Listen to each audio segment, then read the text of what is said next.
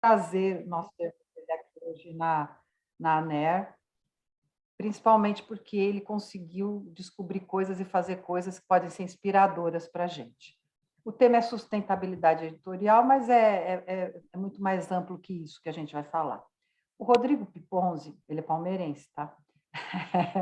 Ele é fundador, ao lado da jornalista Roberta Faria, da editora MOL. Exerce há mais de uma década a direção executiva da MOL, é fundador e conselheiro do Instituto ACP, vice-presidente do Conselho do GIFE e membro do Conselho do Sistema B. Vencedor em 2009 com o trabalho da MOL dos prêmios Aberge, Anatec e Fecomércio de Sustentabilidade. Eleito em 2018 empreendedor social do ano pela Folha de São Paulo. Em 2019, empreendedor social pela Squab Foundation e em 2020 foi homenageado com o prêmio Trip Transformadores. E para quem não sabe, eu até passei na raia hoje, o Rodrigo solta essa revista aqui em todas as drogas raias do Brasil, certo, Rodrigo? Só para vocês saberem. Certo. Justamente. Então, Rodrigo, a palavra é sua, fique à vontade, por favor. E se você não se importar, se as pessoas tiverem perguntas para serem feitas também, e você aceitar no meio do caminho, vão fazendo. Boa, obrigado, Regina. Primeiro, obrigado aí pelo convite de estar mais uma vez com vocês aqui. Eu até comentava assim, eu adoro ter me aproximado de vocês, assim, porque a gente fica tantas vezes, né, acho que por conta da característica do negócio da MOL, a gente, enfim, enveredou muito, né, para o campo da filantropia, do impacto social, que é o natural mesmo, é onde a gente realmente gera todo o impacto do negócio e tudo mais. Mas, de alguma forma, a gente ficou distante do mercado editorial, né, dos fóruns de conversas e de discussões, encontros do mercado editorial, do mercado de comunicação, e eu fico muito feliz no último ano, principalmente, ter me aproximado de novo de vocês, porque é muito nosso ambiente, é muito gostoso ter esse tipo de troca com quem está ali empreendendo todos os dias para levar conteúdo para a casa das pessoas, levar conteúdo impresso, enfim, então... impresso digital. Sim, mas eu digo, a origem é o impresso, né? Sim, eu até vou contar um pouquinho, porque o que a gente mais escuta há muitos anos mas vocês não vão fazer nada, as revistas vão sumir, não sei o quê. E eu tenho uma visão muito clara sobre esse assunto que eu quero dividir aqui com a turma, né? Então, eu fico muito feliz de poder estar nesse fórum aqui de novo com vocês e num papo aí super aberto, super descontraído. Enfim, a gente tem uma hora aqui juntos, né? Então, eu pensei em contar um pouco da minha história, para quem já conhece um pouco mais. Eu peço desculpas de repetir mais uma vez, mas vou contar um pouquinho, né, da história de como a gente, né, como eu criei essa identidade com o mercado editorial e como que a gente foi reinventando o nosso negócio em função das dificuldades do mercado. E assim, fiquem 100% à vontade para entrar no meio, fazer pergunta, interagir. Assim, não quero que isso vire uma palestra ou um ato único aqui. Eu queria muito escutar vocês, aprender com vocês também, enfim. Então, fiquem totalmente à vontade para falar, botar no chat aqui, estou com o chat aberto também, tá bom? Mas, enfim, obrigado pela apresentação. Gostei que você começou pelo palmeirense, porque realmente é a parte mais importante da minha apresentação. Estou brincando. É que a Regina, a gente troca várias mensagens sobre o Palmeiras. Quando eu estava no Mundial em Abu Dhabi, foi quando ela me convidou para esse café aqui, né? Eu estava 7 horas para frente do fuso. Ela falou, tô aqui em Abu Dhabi, mandei umas fotos. Você lembra? Lembro, claro. É verdade. Mas, enfim, aí ficou marcado. Mas, enfim, pessoal, prazer, quem não me conhece, eu sou o Rodrigo, né? Eu fundei junto com a Roberta, minha sócia, a MOL em 2007. E o Paulo Lima está aqui também?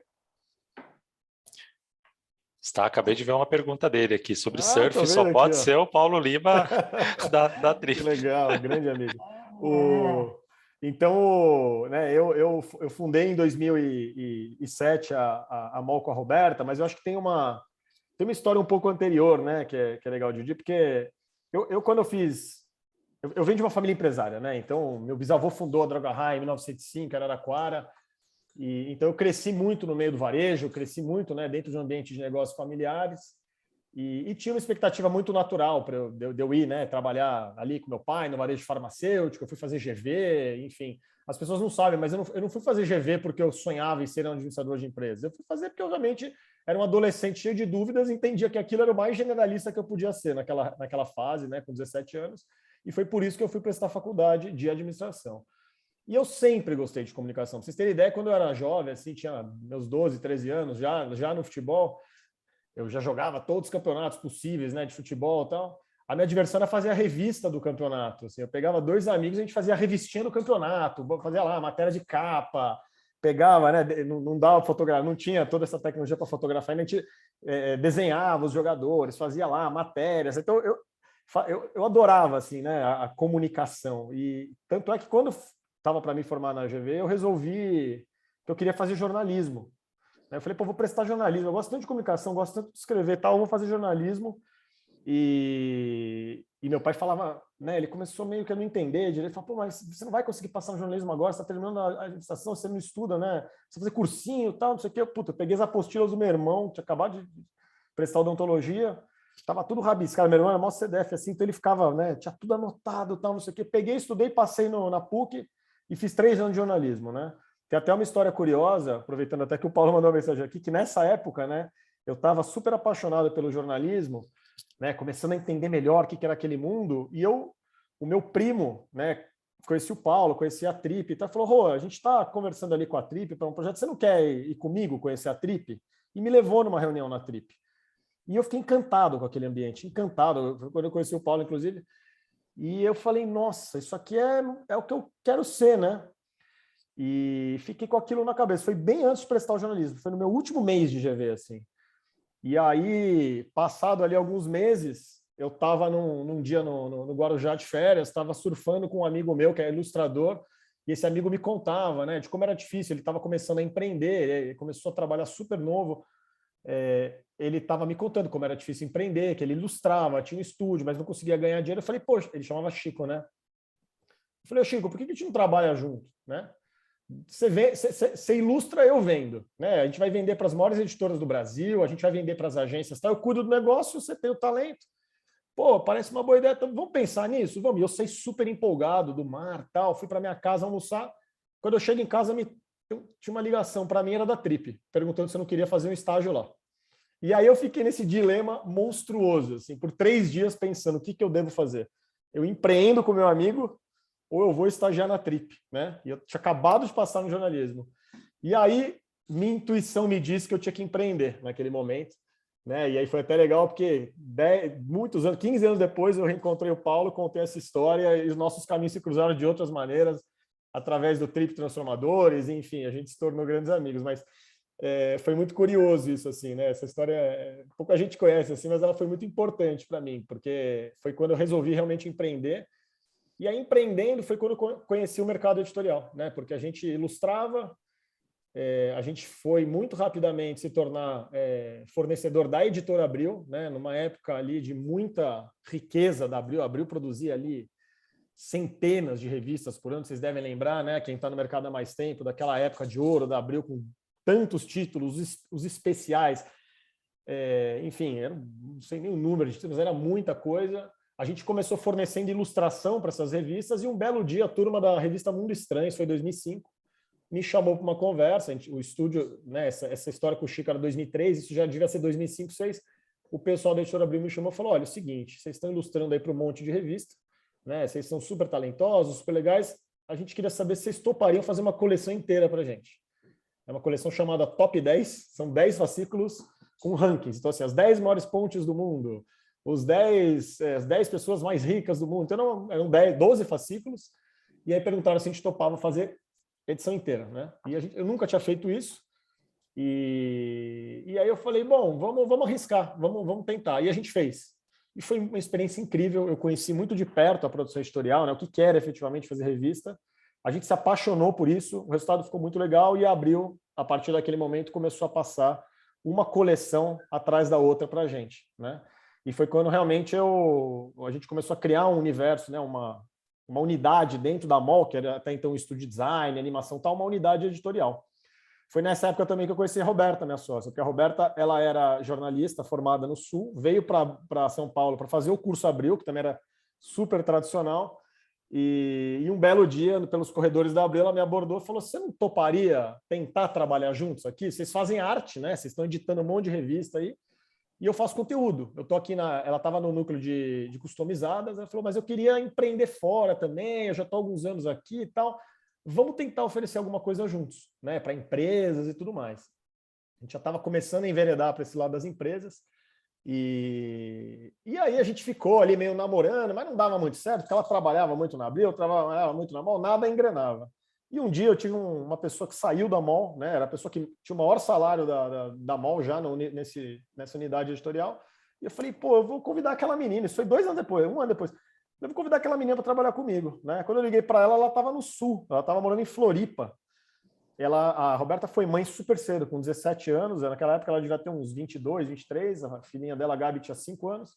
Ela falou, olha, eu estou morando em Floripa com a minha filha, que é muito difícil eu me mudar e tal, acho que não vai dar. Não, beleza, paciência, deu 5 dias, ela me ligou e falou, eu quero ir, eu quero trabalhar aí, eu não sei, eu sinto ter alguma coisa legal que a gente pode fazer juntos. E aí a gente conversou um pouco, tal, chegou num acordo e ela veio trabalhar comigo, né, muito com esse sonho de como que a gente poderia usar a comunicação, né, usar os veículos, as revistas, os livros para realmente transformar o mundo. Era muito essa provocação. A Roberta, ela era muito inquieta, ela falava muito sobre isso, né, sobre como muitas vezes dentro da Abril ela tinha regras muito prontas, as pessoas diziam que tinha que ser assim o assado, né, como ela às vezes não tinha liberdade de produzir o conteúdo que ela gostaria, né, ela já falava muito cedo sobre todas as questões ligadas à diversidade, por que não pode isso, por que não pode aquilo, por que a gente não pode, né, publicar na capa gente comum, por que tem que ser sempre lista de pessoas famosas. Então ela já era muito questionadora com isso, né? E então ela veio empreender e a gente começou a trabalhar, né? Foi nessa época, inclusive, que a gente se tornou sócio oficialmente, quebrou o nosso negócio em 2, né? O estúdio original de design e ilustração ficou com os meus amigos, o Chico e mais um que eram sócios, né? Os meus sócios, e a gente oficialmente abriu a Editora MOL. E aí, em 2008, né, 2007 para 2008, veio o clique, né, do GRAAC, da revista Sorria, né, de realmente a gente fazia alguns trabalhos voluntários para o GRAAC, como é que a gente poderia efetivamente usar nosso trabalho para apoiar mais o GRAAC, né? A gente sentia que era muito legal fazer trabalho voluntário, mas que faltava alguma coisa, assim, né? Como é que a gente pode contribuir mais ativamente para o GRAAC, né? E veio a ideia, pô, por que a gente não faz uma revista para poder realmente vender e reverter todos os lucros para o GRAAC, né? A ideia parecia muito legal. E aí, obviamente, né, onde se vende revista? Banca de jornal, naquela época, né? Então, e aí meu amigo Joaquim, a testemunha viva do que eu estou falando aqui, foi quando eu conheci o Joaquim, eu fui bater um papo com o Joaquim e levei ideia para ele. Joaquim, estou com uma ideia aqui, queria fazer uma revista, não tinha nome ainda, o Joaquim lembra, mas eu queria fazer uma revista que pudesse reverter seus lucros para o GRAAC, né? E aí, como é que funciona esse mercado? O Joaquim foi lá e começou a me contar como é que funciona. Ele falou, olha, você tem que conversar com a Adinap, né? Contou mais ou menos como que era. Eu lembro que o Joaquim já me deu algumas informações naquela época meio assustadoras sobre como é que funcionava, né, o mercado de distribuição, mas eu falei, bom, vamos tentar, vamos conversar. Isso porque era uma época boa e já era assustadora. Exatamente. E aí eu lembro que, como a gente já tinha, né, bastante conexão na Abril, a gente marcou com a Adinap, eu não lembro, enfim, quem era, com quem foi, enfim, mas marcamos uma conversa com a Adinap. E aí, quando eu cheguei na Adinap, essa história é super legal, assim, eu fui conversar com eles, falei, olha, vou contar aqui minha ideia. Minha ideia é, basicamente, eu quero fazer uma revista, né, sobre bem-estar, qualidade de vida, uma revista super bacana, mas eu quero vender a um preço baixo, eu quero vender a R$ 2,50, não quero vender a R$ 8, R$ 9. Eu quero vender muito, porque, né, vendendo mais barato, uma revista bacana tem um potencial de venda maior.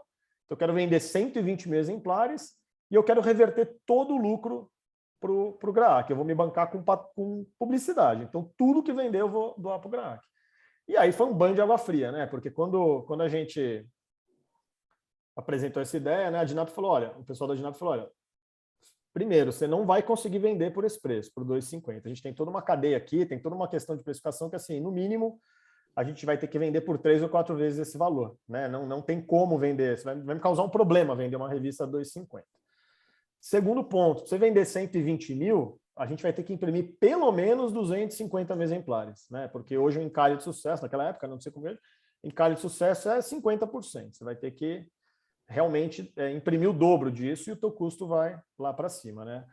E o terceiro ponto era, na hora que a gente for ver toda a escala, né, da cadeia, de quanto que fica com o distribuidor, quanto fica, enfim, cada um dos caminhos aí do processo, você vai ficar com mais ou menos 20%, enfim, 20, 25% do valor.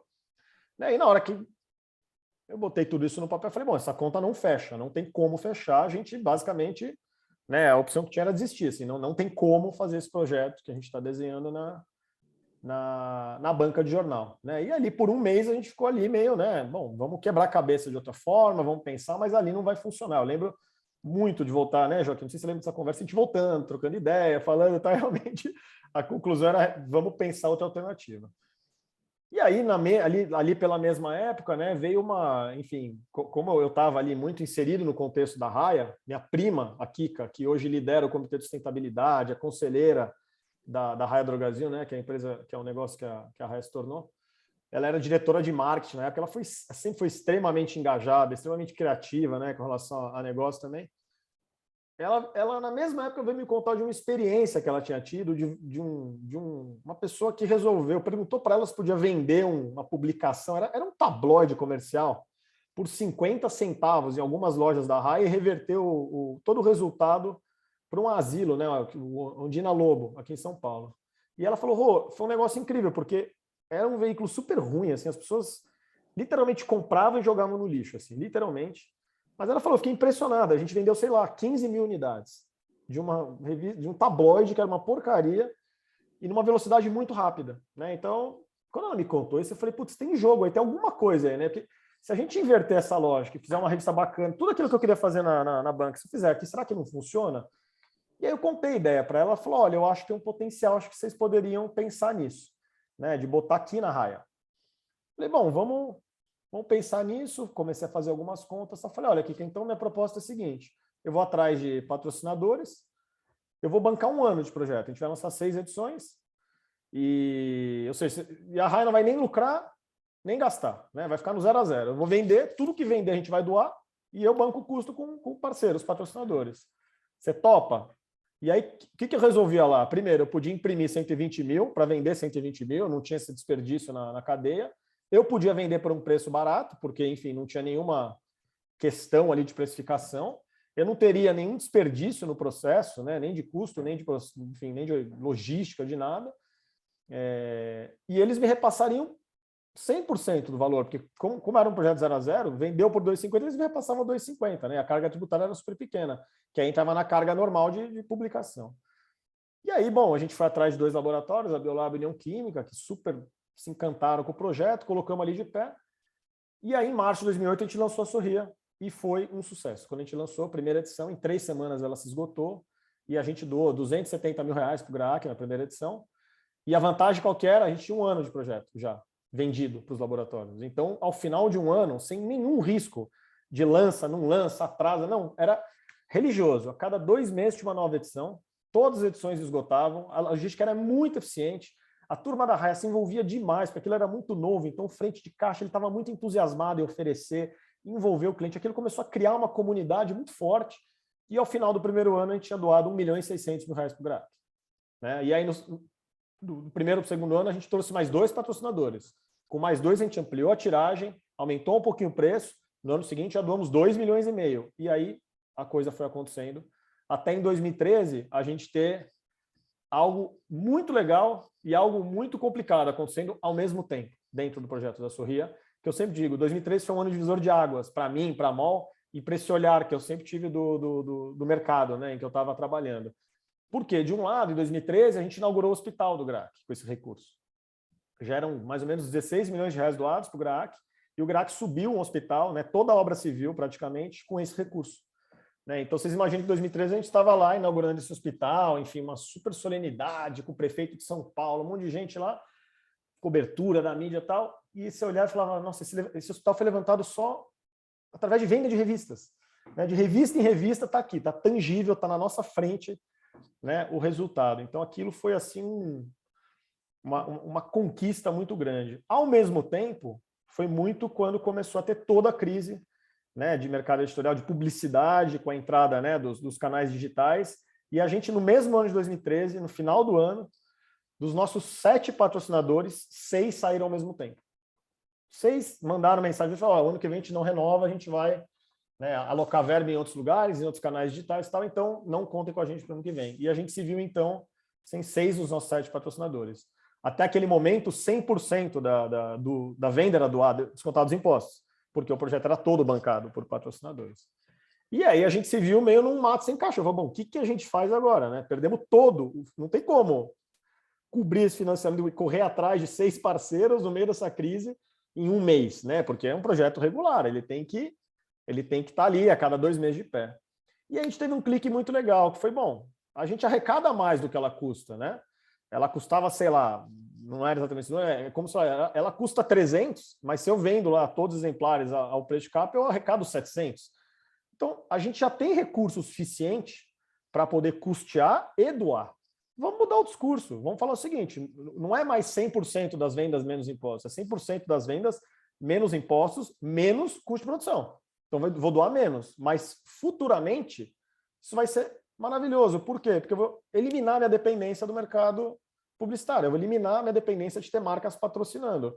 E, com o tempo, quem sabe, a gente consiga voltar aos patamares atuais. Eu estou falando de uma época que a gente doava mais ou menos 450 mil reais por edição, era um absurdo em 2013. A gente, de 13 para 14, caiu de 450 mil para 150 mil por edição, mais ou menos isso, né? Porque a gente teve que descontar tudo isso. E foi tudo uma questão de como a gente comunicava, né? Eu falei, o importante é a gente ser transparente. A gente ainda vai continuar doando um volume muito significativo, mas a gente vai ter que ser transparente na comunicação, transparente na forma de contar isso para o nosso leitor e vamos acreditar que isso aqui vai dar certo. E aí a gente criou esse modelo autossustentável, né? Que depois, com o tempo, 2013 foi o ano também que a gente optou por escalar esse modelo pelo Brasil. A gente deixou de trabalhar com o mercado tradicional, né? O mercado de comunicação corporativa, comunicação interna, alguns projetos que a gente tinha para grandes marcas, e falou, vamos focar em escalar esse modelo em varejo, porque ele é muito poderoso. E a gente percebeu que o fato de ser um modelo autossustentável nos ajudou muito, por quê? Porque quando eu chegava num varejo novo, e é assim até hoje, eu não precisava ter nenhum desembolso de ninguém, nem do varejo, nem de uma marca patrocinadora. Eu precisava de volume, porque a lógica qual que é? Se eu tiver volume de venda, eu consigo custear e doar uma parte significativa, né? E foi assim que a gente foi crescendo, né? Então, eu sempre falo, 2013 foi um ano muito importante, foi um ano que a gente descobriu o nosso modelo de negócio real, que é esse modelo autossustentável, né? Em que todo o custo ele é sustentado pela venda mesmo, e não por um parceiro patrocinador. E ao mesmo tempo, né, foi um ano de uma conquista enorme, que foi colocar um hospital de pé e ver como realmente a microdoação ela é muito poderosa, né, quando a gente consegue, enfim, juntar as pessoas em torno de um bem comum. E, enfim, dali para frente, a gente também foi entendendo, né, com o tempo, e aí trabalhando com muitas redes, como era legal variar também a questão da produção editorial. A gente fugiu só do lugar revista, passou a produzir livro, passou a produzir calendário de parede, livros interativos, livros de postais destacáveis para você dar para outras pessoas, livros infantis de atividades, jogos, né? A gente passou a produzir alguns jogos para ReHap muito legais, jogos baralhos de atividades para a família, enfim. A gente foi testando muito questão de produto editorial, questão de preço, né? A gente foi dando mais elasticidade, vamos cobrar um pouco mais, um pouco menos, vamos testar isso, aquilo. Então a gente veio aprendendo muito a desenvolver, mas sempre com a mesma essência: vender produtos editoriais por valores acessíveis, democráticos, que possam reverter uma parte significativa, no mínimo 30%, para causas. E hoje, enfim, a gente olha para trás e vê, foram mais de 20 varejistas já que trabalharam com a MOL. Hoje a gente tem 14 redes ativas, cada rede com a sua família de produtos, com seus preços, suas tiragens, e no total a gente deve bater aí em breve 50 milhões de reais doados, né? Metade da meta que a gente colocou lá no começo de doar 100 milhões, a gente deve bater esse ano. A gente já vendeu mais de 22 milhões de exemplares de todos esses produtos. A gente está falando hoje de um universo de mais ou menos 40 lançamentos por ano nessas 14 redes, né? Redes que juntas têm aí 6 mil lojas pelo Brasil inteiro, todos os estados e Distrito Federal, e 100 mil funcionários que oferecem ali diariamente esses produtos no caixa, né? Então, foi uma reinvenção muito grande do mercado de distribuição, eu falo. Acho que a grande sacada da MOL foi olhar para um outro mercado de distribuição, que no final é um mercado exclusivo, porque não tem nenhuma outra publicação sendo vendida ali. Se tem, está em outro ambiente, está num revisteiro, alguma coisa, a gente está no caixa, com display exclusivo. A gente tem um trabalho cultural com essas redes, a gente tem uma relevância ali, a gente tem uma importância ali dentro, que é diferente de vender só um produto. A gente é a ação social dessas marcas. Então, eu acho que a gente conseguiu criar aí um modelo muito ganha-ganha, né? Porque, basicamente, quando eu falo, a gente reverte para as causas, mas assim, as marcas se beneficiam muito. A gente fez ano passado essa pesquisa aqui, ó, chama Varejo com Causa, que a gente mapeou mais de 300 redes no Brasil, né, e suas ações de doação no caixa, e foi muito legal ver como promover a venda de produtos da MOL, por exemplo, ou outros mecanismos de doação, como isso aumenta a reputação das marcas, como isso retém mais o cliente, como isso amplia a chance desse cliente se tornar doador recorrente, enfim. Então, é um modelo que ele se retroalimenta de uma maneira muito positiva, né? E para eu parar de falar um pouco, quando eu volto naquela pergunta, né, que eu falei para a Regina, a pergunta que eu mais escuto é: mas vocês vão continuar vendendo revista? Sorri é uma revista? Esse assunto há 2, 3 anos ele era bem mais ativo do que é hoje dentro da Raia Drogasil. O pessoal falava: mas vamos pensar, porque a revista vai sumir e tal. E eu falo assim, eu acho que hoje a gente fez um mapeamento no final do ano passado de quem é o comprador da Sorria e quem é o comprador da Todos, que é a revista que a gente vende na Drogasil. Para vocês terem ideia, essas revistas vendem 230 mil exemplares a cada 2 meses nas lojas, né? A Todos vende um pouquinho menos, vende mais ou menos uns 215 e a Sorria uns 230 a cada 2 meses. E nas duas redes, o nosso comprador, mais da metade dos nossos compradores tem menos de 40 anos, o que foi até surpreendente quando a gente fez o mapeamento, porque a gente imaginava, né, e as pessoas imaginavam que a maior parte dos compradores eram pessoas mais velhas, porque, né, a lenda diz que pessoas mais jovens não leem revistas. E a gente percebe que, na verdade, o que a gente está fazendo é dando um caráter diferente para o que era a revista que a gente conhecia, né? A gente está entendendo que a revista é um veículo, além de ser um veículo que muitas vezes não substitui o digital, porque você tem a página, você tem o papel, você tem a ilustração mais bonita, você tem uma forma de consumir aquilo, ela carrega, né, a questão social, ela carrega ali um valor, um ato de você poder comprar e poder ajudar e poder contribuir de alguma maneira com uma causa com a qual você se importa, que dificilmente você vai ter em outras mídias, né? A Sorria tem esse valor, né? A revista é uma forma de você praticar uma ação social que é muito poderosa, é algo que você leva para casa, é algo que você dá de presente, é algo que você lê e divide com alguém, é algo que você pode recortar e guardar. Um calendário de parede, por exemplo, é algo que fica na sua casa o ano inteiro. Então, eu sempre falo assim, eu acho que o que a gente entende por revista hoje é muito diferente do que a gente entendia por revista 10, 15 anos atrás, quando eu olho para a Sorria. E eu acho que é isso que me deixa muito seguro de dizer que, assim, não há nenhuma perspectiva de a gente ter que diminuir tiragem ou mudar a Sorria nos próximos anos, porque o público aceita muito. A gente vende hoje mais do que a gente vendia há 2 anos. A gente tem mais perspectiva de crescer do que de diminuir. E mais, a gente já testou outros produtos, inclusive. A gente lança 2 vezes por ano um livro na Raia, um livro na Drogasil. A gente lança calendário de parede, mas ainda assim as revistas são os produtos mais vendidos. Então, eu acho que a gente consegue entender qual que é a evolução desse canal, e os números mostram, né, como a turma mais jovem é muito interessada em consumir esse produto, né, entendendo que ele traz aí esse ganha-ganha. Então, enfim, gente, falei um monte aqui, fiquei falando meia hora, fique à vontade para perguntar, para a gente, enfim, desenvolver um pouco o assunto. Vou ter o maior prazer aí de trocar com vocês. Demetrios. Demetrios, quer falar? Só queria falar uma...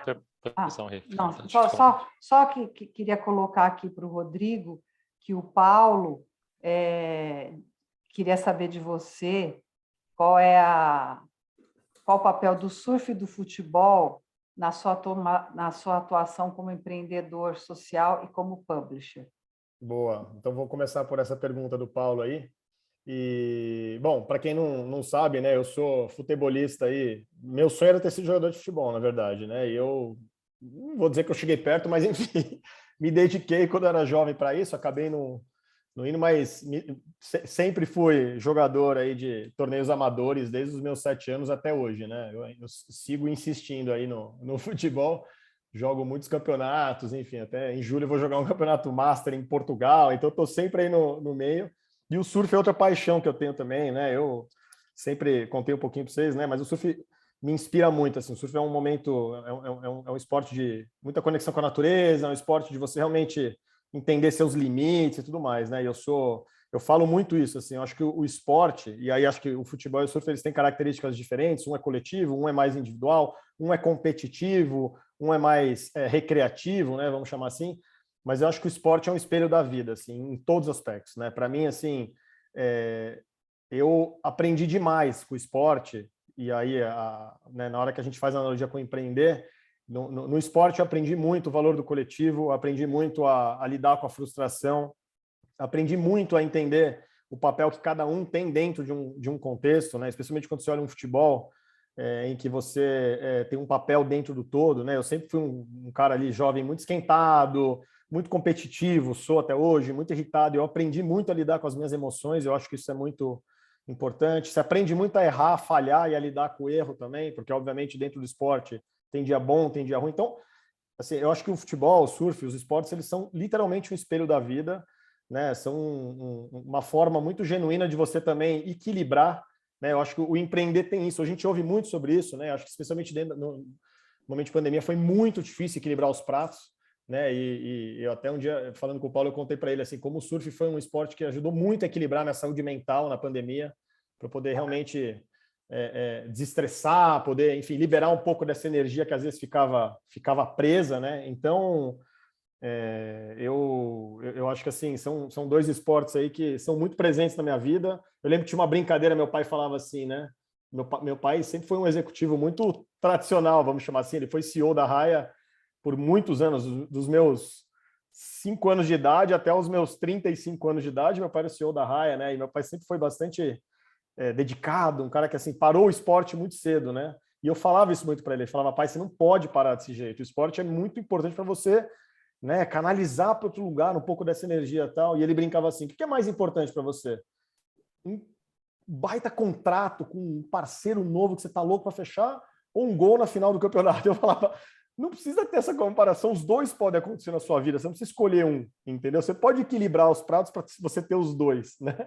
Então, eu sempre aprendi isso, assim, que um não precisa ocupar o espaço do outro, mas que um ensina muito para o outro, assim. Eu acho que para mim isso sempre foi muito, muito presente. Legal. Demetrio, sua pergunta. Minha pergunta ela é mais comercial, Rodrigo. Bora lá. E eu acho que pode nos ajudar numa inspiração aí para o nosso mercado padrão, né? Quando você fala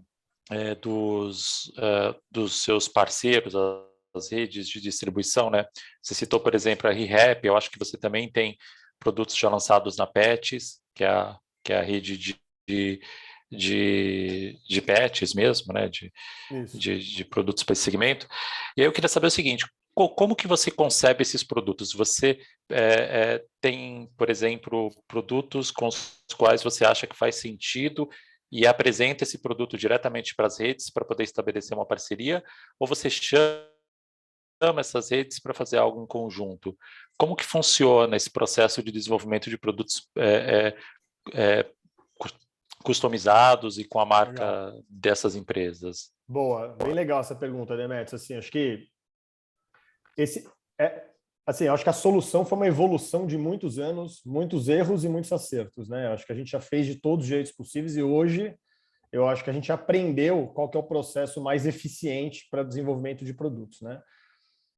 Hoje a gente tem muito claro que não dá para a gente oferecer um produto antes de conhecer profundamente a rede, né? A gente já fez isso lá atrás. E muitas vezes existem questões de estratégia, questões, né, de olhar futuro que a marca tem, ou às vezes até você está vendo a marca de um jeito hoje, mas ela está internamente se programando, trabalhando para se relançar daqui a alguns meses de uma outra forma. Então, a gente hoje tem uma concepção muito clara de que a gente não consegue desenvolver produto sem conhecer intimamente a marca. Então, o nosso primeiro contato com as redes, né, com os possíveis canais, que eu sempre falo, não são simplesmente canais, são co-realizadores, né, mas, claro, não deixam de ser canais.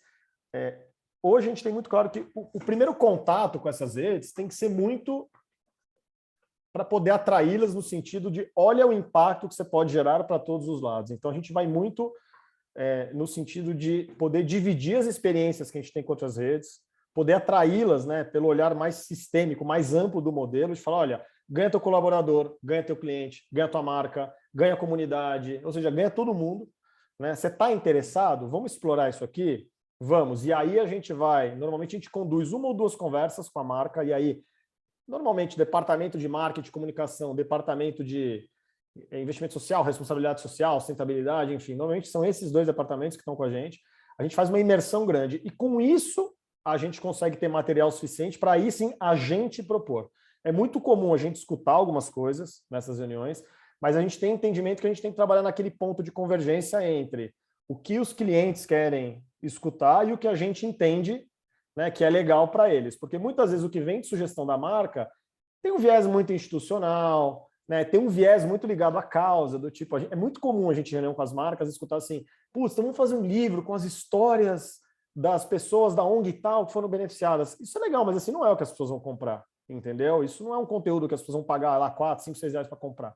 Né? Então, normalmente, a gente ativamente vai lá e leva um cardápio para essa turma falando, olha, a gente propõe isso, isso, isso. Hoje mesmo, por exemplo, hoje às 9 horas da manhã, a gente tem uma reunião com a Marisa, Lojas Marisa, a gente levou um cardápio para eles com 8 ideias de produtos para os próximos 2 anos. Né? Tudo o quê? Com base em todo o conhecimento da marca, momento deles, conhecimento do cliente, experiências anteriores, a gente já lançou 2 livros lá, enfim. Então, é aí que a gente bota a cabeça para pensar e leva para eles as sugestões de produto, mas já tendo conhecido intimamente a marca. E o que é legal é que na hora que você vai lançando, você vai sentindo o que funciona melhor, o que funciona pior. Porque muitas vezes a gente também percebe que na ponta o produto, putz, ele pode ter alguma falha do tipo, ele não foi bem compreendido pelo consumidor, é algo que parecia relevante, mas assim, não é algo que o consumidor está disposto a comprar. É um produto que não ficou clara a proposta. A gente já teve um produto assim na PB Kids uma vez, era um vale brincadeira. Super legal o conceito. Então, eram vouchers para você dar para os seus filhos. Vale um banho de mangueira, vale um jantar, não sei aonde e tal. Só que as pessoas achavam que tinha um vale em dinheiro lá dentro, um desconto. E não compravam. Então, a gente só foi perceber isso na hora que a gente foi conversar com clientes, com as lojas, e o pessoal falava, olha, o pessoal chega aqui, olha, acha super bonito, mas não compra porque acha que tem um desconto. Aqui dentro não tem, porque ele vê a palavra vale. Então, essas percepções a gente vai evoluindo, mas a gente hoje não chega nas redes com um produto pronto antes de fazer essa imersão. A gente sabe que isso muitas vezes até soa mal para o varejo, porque o varejo fala, pô, mas você não conhece nada de mim e já está querendo oferecer um produto, sabe? Me escuta antes. Então, isso é um grande aprendizado dos últimos anos. E claro, né, só acho que uma questão importante. Hoje, toda a unidade criativa da Mall está dentro de casa. A gente tem toda a redação, enfim, a gente não terceiriza criação, né? Então, isso ajuda demais, por quê? Porque a gente tem uma personalidade muito própria e né, tendo já aí bastante anos de mercado e tendo bastante esse olhar das marcas, né, da nossa capacidade criativa, tem um lugar muito legal também de confiança das marcas, falar, não, eu sei que o que vocês vão fazer é bacana, porque vocês têm um time legal para pensar nisso, né? Então, tem todo um DNA, uma identidade que foi desenvolvida do ponto de vista, né, visual, do ponto de vista editorial, que acho que hoje gera uma confiança das marcas em nos escutar para a gente poder propor ideias, sabe?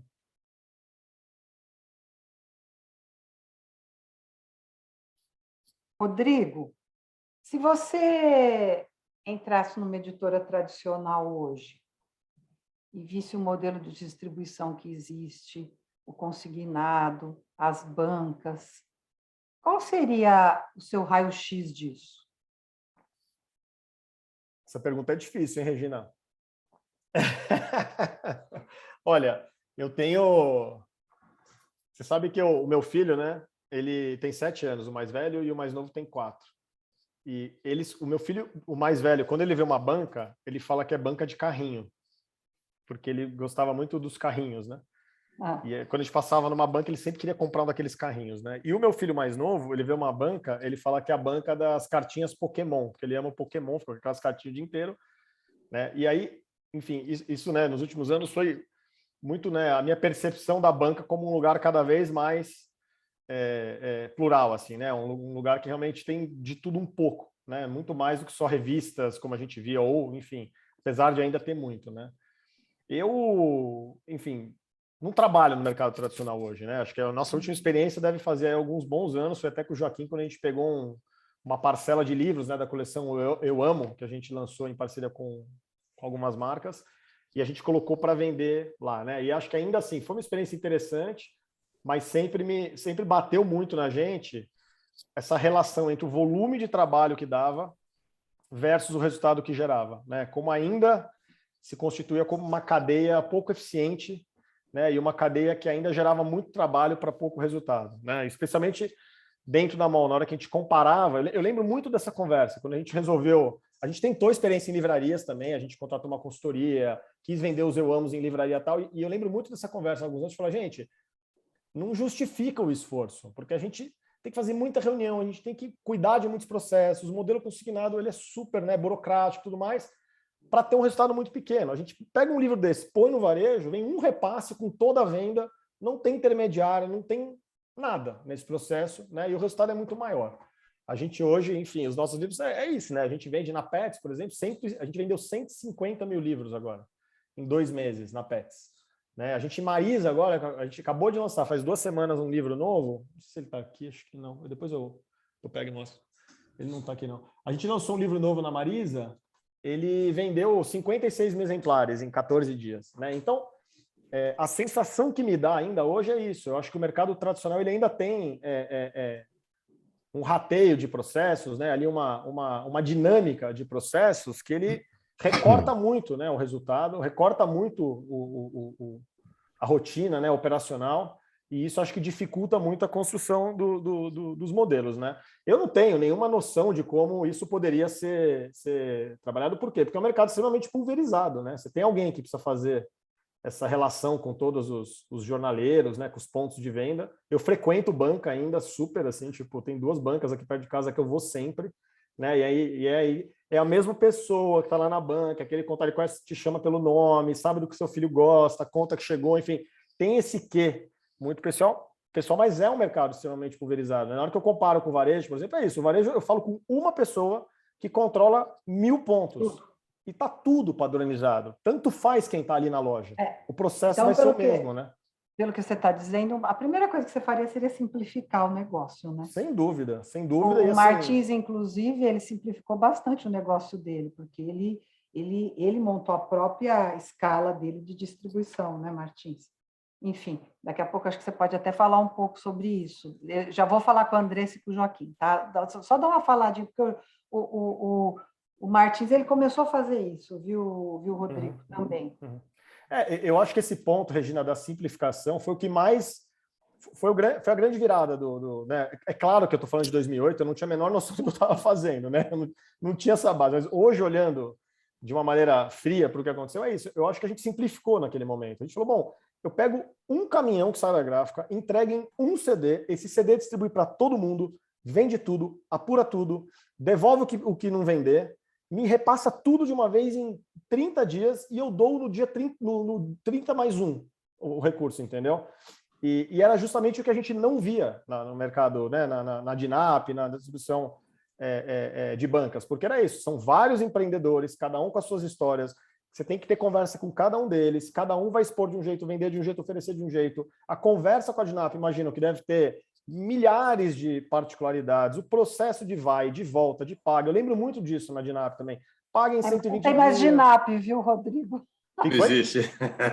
Não entendi. A DINAP não existe mais a DINAP. Não. É que eu falo a DINAP eu sei. Mas eu lembro muito dessa conversa com eles, que eles pagam em 120, devolvem em 180. Eu falo, gente, isso não tem sentido. Como é que eu vou botar de pé um modelo que me paga em 120 dias?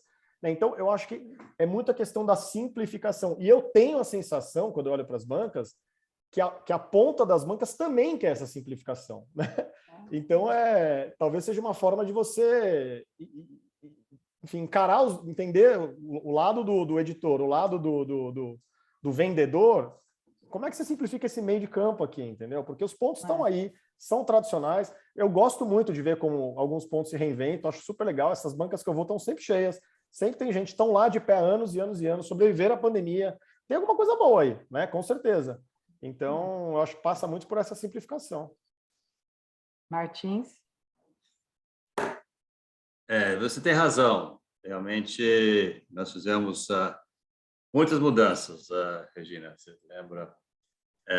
E a distribuição continua um problema também, né? Porque nós vamos para as bancas, vamos para outros pontos de venda, temos varejos, temos lojas de brinquedos.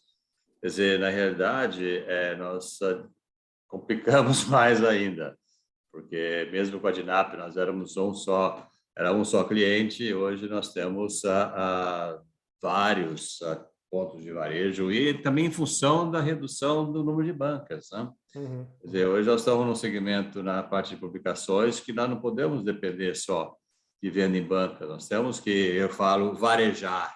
Né?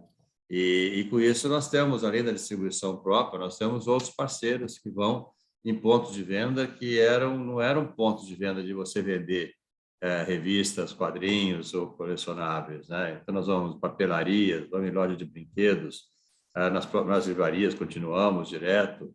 Então, hoje, para sobreviver nesse caminho, nós temos que realmente multiplicar a quantidade de pontos de venda. E, com isso, multiplica também as dificuldades, porque você tem mais clientes para faturar, a área de finanças complica, você tem que emitir notas fiscais para vários pontos de venda.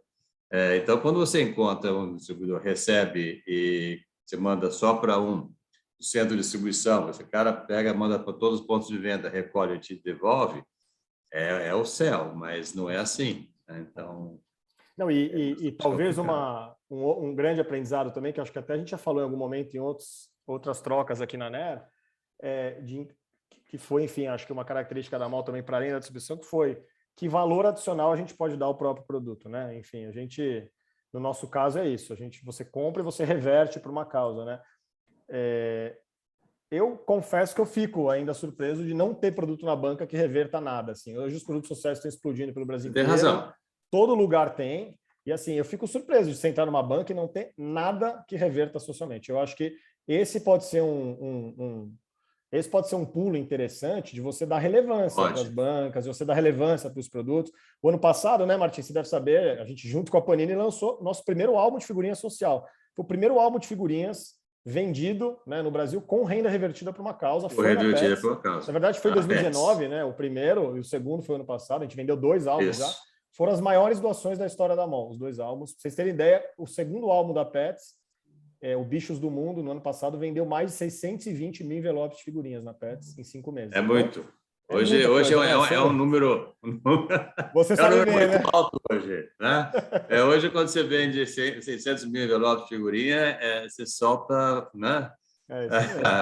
Foguete, abre champanhe. Esse ano só não vai ter álbum na Pets porque é ano de Copa do Mundo. Enfim, o pessoal resolveu não concorrer com a Copa, mas ano que vem provavelmente deve voltar. Então, eu confesso que eu me surpreendo ainda de realmente não ver nenhum produto social na banca. Eu acho que a banca é um espaço, está em todo canto, é um espaço, né, de acolhimento, muitas vezes confiança, cidade, né? De confiança, de você... Mas tem razão, é uma coisa que nós temos que mudar. Eu acho.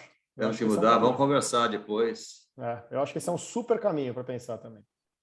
Justamente. Andressa, por favor. Na verdade, eu vou mudar um pouco de assunto, Rodrigo, em relação à distribuição, mas me pegou muito no ponto quando você falou de ir no cliente, estudar muito ele e entregar um produto totalmente customizado que faça sentido para ele. Eu vejo muito daqui também, que a gente também faz projetos especiais, mas não com um produto offline. Nossos produtos já existem, é colocar o cliente dentro da gente. Só que, de uns anos para cá, mesmo que a pessoa tenha interesse da revista, existe um ponto muito importante que é a questão do digital, né? Então, se você falou que estuda o cliente, todo o valor dele, e vai criar um produto que é offline para a rede dele.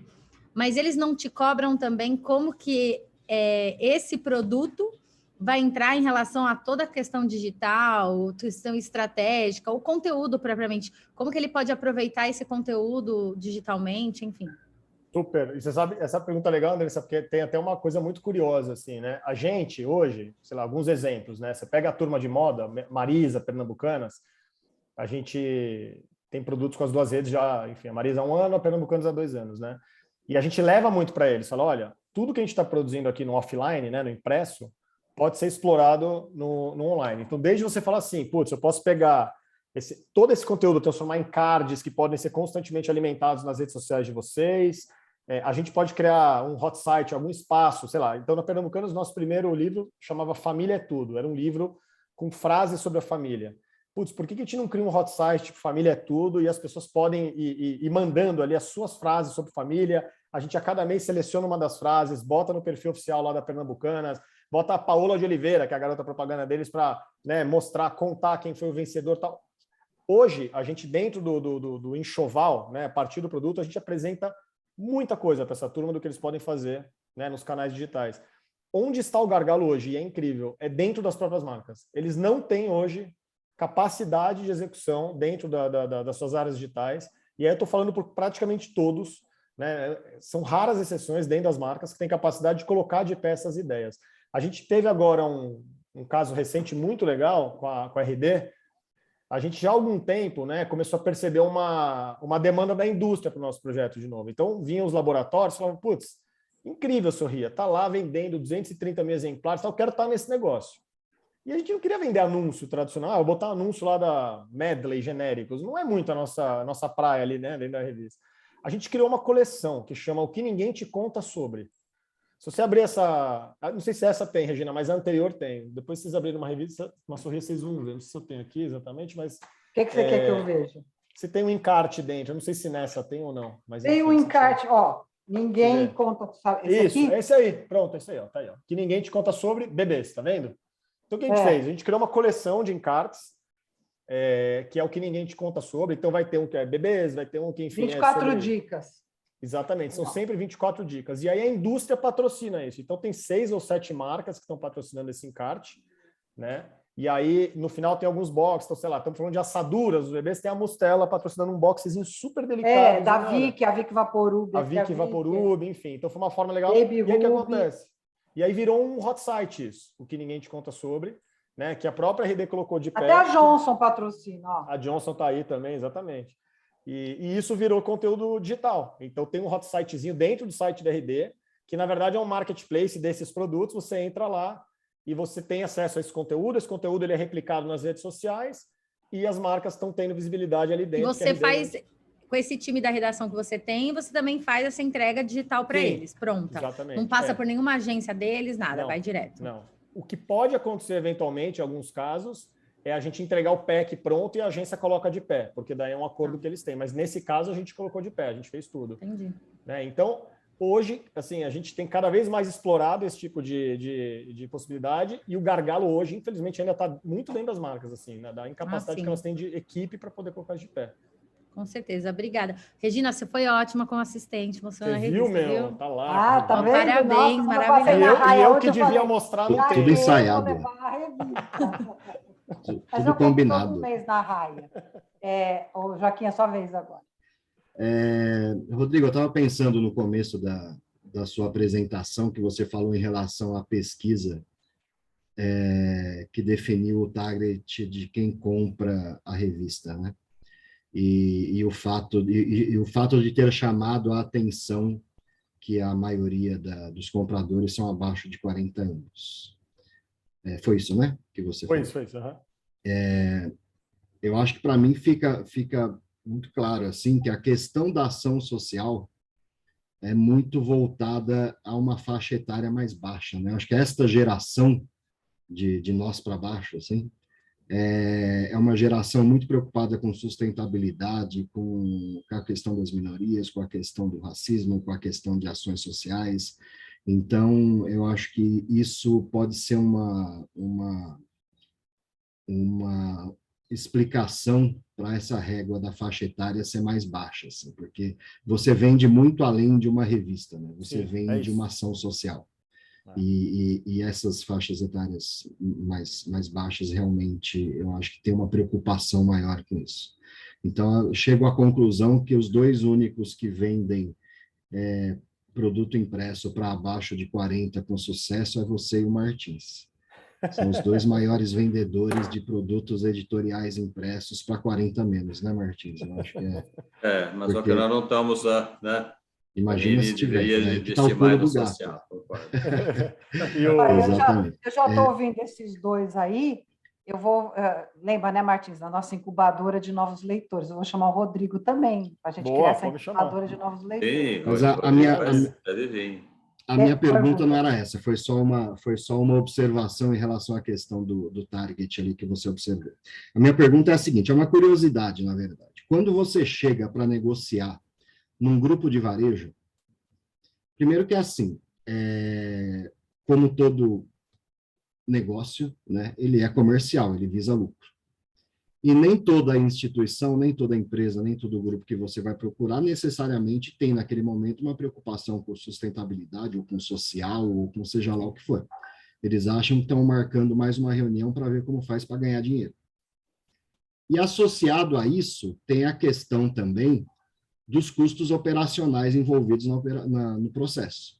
Então, você tem o custo de logística para a distribuição da rede, você tem o custo operacional dentro de cada loja, você tem, bem ou mal, você tem uma mão de obra ali, e custos, muitas vezes, efetivos, como transporte, por exemplo, que devem entrar na conversa em relação a, né, como que eu não vou ganhar nada e ainda vou ter custo e ainda vou fazer isso para ter um benefício falando friamente, assim, de quem não tem a preocupação social, eu vou fazer tudo isso sem ter um benefício, um retorno financeiro. Como que é essa discussão com essas... De repente, até sem citar nomes, mas você pode até dar um exemplo real de como que você passou por uma... Deve ter vários, né? Como que você passou por isso e viabilizou um projeto depois de convencê-los em relação a todas essas traves que são colocadas para você no processo de negociação.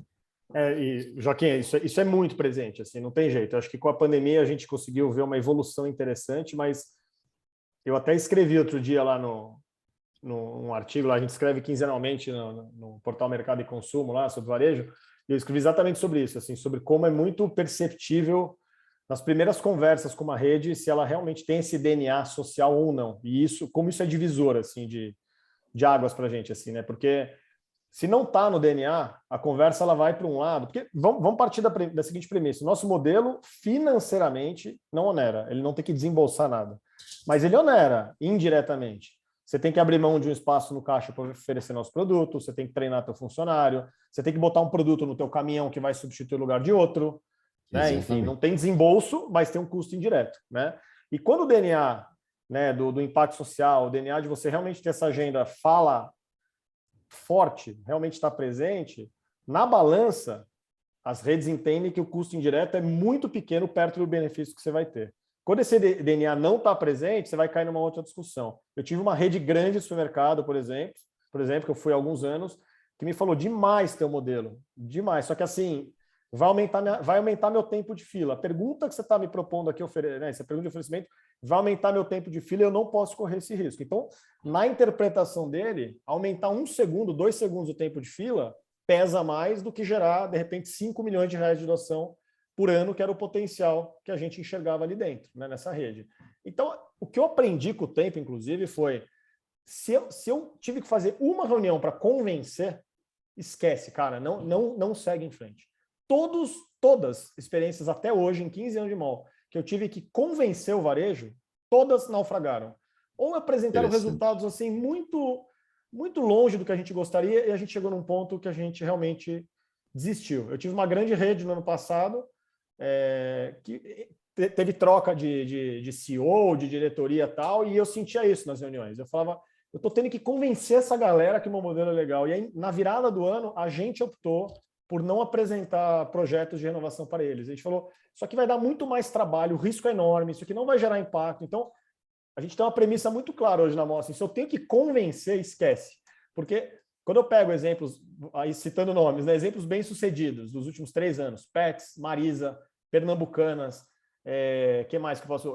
PB Kids, Roldão, todas essas redes, todas, nas primeiras conversas, a gente já percebia que a balança pesava muito mais para o social do que para os custos indiretos, do que para outras conversas comerciais. Sabe, aquela coisa do tipo, não tem problema, se isso aqui apertar um pouquinho, eu absorvo aqui. Não, imagina, vamos colocar no caixa, tá tudo certo, entendeu? Então, são coisas que se aprende com o tempo, mas que clarissimamente, assim, vai muito do DNA da rede. Assim. A gente hoje mapeia as redes que a gente genuinamente entende que tem esse DNA. E outra, né? Todos os modelos comerciais já viabilizados são o grande cartão de visita para você chegar em qualquer lugar. Exatamente. Você tem um modelo pronto, né? Pode ter as nuances de cada rede, mas você tem um negócio 80% pronto que todo mundo já conhece. Então você não está indo apresentar nada. Não é nenhuma aventura, né? Quanto mais a gente faz, mais endosso a gente tem de que esse negócio funciona, né? Então, sim, é até engraçado que quando um projeto performa pior do que se gostaria, ou vai num ritmo mais lento, é a própria rede que procura a gente constrangida, e não a gente que vai pressionar a rede. O pessoal fala, ai, gente, está vendendo num ritmo menor, eu estou envergonhado. Não precisa ficar envergonhado. Tem um processo de aculturamento e tudo mais. É meio que o jogo vai invertendo, assim, sabe? É curioso. E outra, né, Rodrigo? Eu te conheço há uns 15 anos, mais ou menos. É isso. No início, o discurso que você devia ouvir é que é muito fácil fazer dentro da Raia Drogasil. Sim, isso era o que eu mais Pelas ouvi. questões familiares e tudo mais. E quando você sai da Raia Drogasil e faz isso acontecer em 15 lugares diferentes, é um cala-boca. É isso. Eu É acho que exatamente essa isso, que é a assim. questão. Você sabe que a minha sócia tinha isso, né? Ela falava assim, eu não quero ser uma banda de um hit só. Né? Porque, e ainda o agravante era esse. Eu vinha da família onde o projeto da Sorria foi, né? Enfim, foi viabilizado. Sim. Então, é óbvio que eu escutava isso. Consegue ir lá Claro. porque tem todos os contatos, tem toda a abertura. Assim até eu. Né? Devia ouvir de Isso é o que tudo, eu né? mais escutava, exatamente. E na hora que você começa a viabilizar em redes que não tem nada a ver, Não tem nada a ver, e exatamente. muitas dessas redes, eu não tive nenhuma abertura familiar. Assim, o Sérgio Zimmermann, por exemplo, da Pets, foi um cara que eu conheci por um acaso da vida, assim, não foi né, porque me apresentaram ele, por isso, por aquilo. Ele foi um cara que no primeiro dia confiou nesse poder, falou, quero fazer tal, e hoje é isso. São 3 milhões de reais doados na Pets. É de um projeto que a gente teve que se provar a cada dia, mostrar a cada dia, conquistar a turma lá dentro para poder viabilizar. Então, isso, sem dúvida nenhuma, assim, é uma das...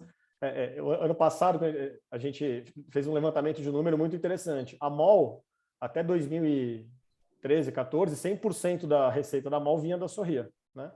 do social. E hoje, se for pegar hoje, 22% da receita da MOL vem da Sorria. Todo o resto vem de outras redes, né? Então, isso é uma grande conquista para a gente. Claro. Muito bom. Bom. Pessoal, eu vou... Ô, Rodrigo, eu vou esperar a gente ser campeão paulista domingo, aí segunda-feira eu vou falar com você que você vai estar tão feliz para a gente falar de negócios na ANER, viu? Bora, vamos nessa. Não vou perder essa oportunidade de juntar você e o Martins, pode ter certeza. Vou adorar, Martins. Mas, enfim, já deu nosso tempo. Primeiro, eu quero te agradecer imensamente. Foi um prazer, a tua conversa é muito gostosa. Às vezes eu fico com a impressão que eu estou ouvindo, sabe aqueles personagens do Guimarães Rosa contando aqueles causos e vai contando. Eu acho muito gostoso isso, né? A gente ter pessoa que tem história, né? Porque a vida é feita de histórias e você, quando tem uma história para contar, você envolve todo mundo, né? É uma história real que existe e são das tuas conquistas e tenho certeza que você vai inovar muito ainda com a tua visão diferenciada de mundo. Mas, enfim, quero te agradecer. Quero convidar todo mundo para estar aqui a semana que vem para ouvir a Sandra Boccia. Sandra Boccia é diretora editorial da Globo. Ela vai vir falar sobre projetos editoriais vencedores, que eu acho que está até uma continuidade do que você está falando, Rodrigo. E vai ser bem interessante. Ela criou um Só Planeta, que é hiper vencedor e está em todas as revistas da Globo, está em toda a plataforma. Então, eu acho que vai ser muito interessante a gente poder ouvir isso. E, Rodrigo, minha gratidão para você. Pode ter certeza que não é a última conversa que você vai ter na ANER, pelo contrário, você vai ter muitas conversas ainda aqui. E eu quero agradecer a todo mundo, a presença de todo mundo. A gente tem jornal também que participa, revista, todo mundo que está nessa plataforma imensa de comunicação está aqui te ouvindo e feliz de poder fazer parte um pouquinho dessa tua história aí. Tá? Obrigado, Regina. Eu adorei participar. Contem comigo aí. Enfim, como eu falei, eu quero cada vez estar mais perto de vocês aqui. Eu adoro essa troca, aprendo muito também sobre esse mercado, como a gente evoluir também. Quem quiser meu contato, quiser trocar uma ideia aí, só pedir para a Regina também. Enfim, sim, fiquem à vontade. Deixar. E, enfim, estou super aí animado e à disposição para o que vocês precisarem. Adorei. Ah, sim, aguarde. Bora, eu sei que você cumpre, mas vamos embora, eu adoro. Tá bom. Tá, então, muito obrigada a todos. Martins, Demétrios, Adriana Cury, Andressa, Joaquim, os que eu estou vendo aqui na minha frente, Yúlia Serra, a Fabiana está toda semana aqui, a Valéria, enfim, todo mundo que está participando, meu grande agradecimento, para nós é um prazer ter todo mundo aqui e diversificar temas e conversar sobre um monte de coisa que nos inspira. Tá, então, muito obrigada mesmo, valeu. E até semana que vem. Obrigado, pessoal. Gente. Valeu. Beijo. Valeu, tchau.